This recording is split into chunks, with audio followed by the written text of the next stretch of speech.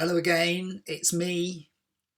In this session, I'm going to just run through a number of um, useful menu settings in some fairly random order.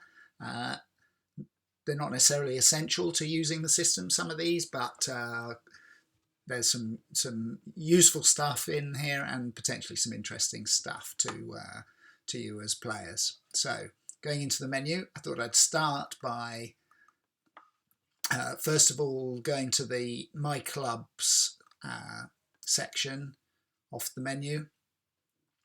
This gives you access to some information about the club. So if you want to get in touch with any of the committee, they're all up on here. You can either message them, or if they have switched on their privacy settings, you can click on them to email or pick up their phone numbers to ring them. That raises another subject you'll find in this section. There's a piece about membership here with a tick box, which is an opt-in for data sharing, basically, which we have to do now with the new data privacy rules coming in the next month or two.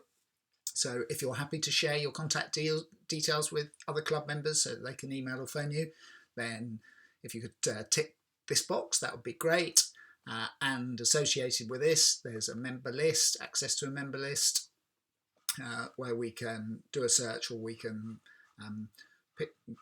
go in and check on who are the members. At the moment, there are very few who are ticked opted in, and that's something that we'll probably work on, just to encourage people, if they're happy to share their details, to opt in to the system. We can't opt them in by default. There we go, so that's club information.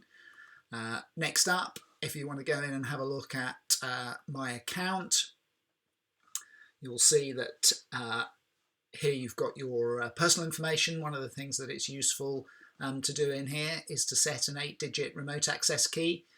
Basically what this does is enable you to switch on to get into the screens inside the club to do things like book extra light, so that you can use the display units, the touchscreen units in the club.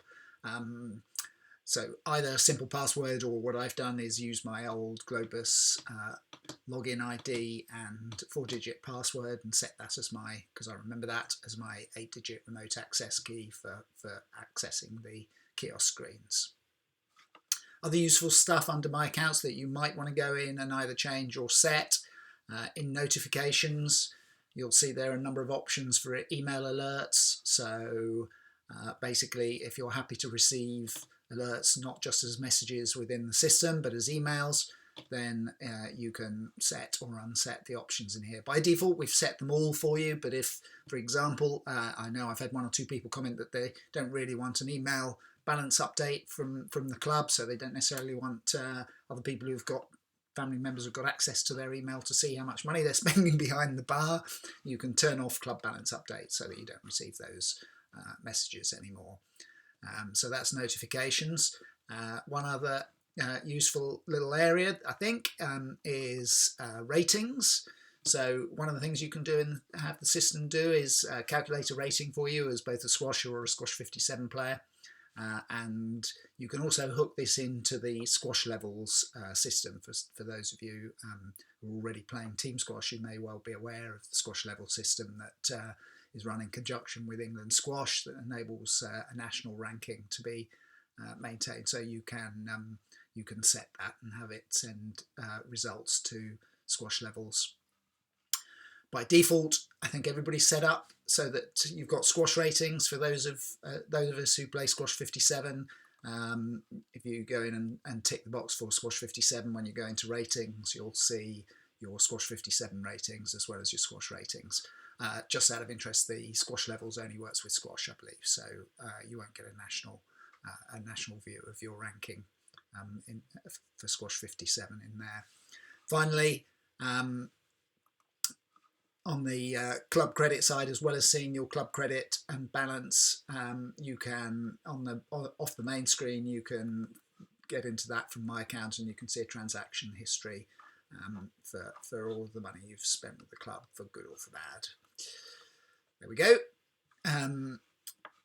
back to my menu, I thought I'd just finish off and show you the My Ratings screen. So this is where I was talking about. As long as you've got it switched on in your account profile, you'll get your ratings in the club. As I say, there's a link in here to squash levels as well, should you want to see how you stand in squash levels.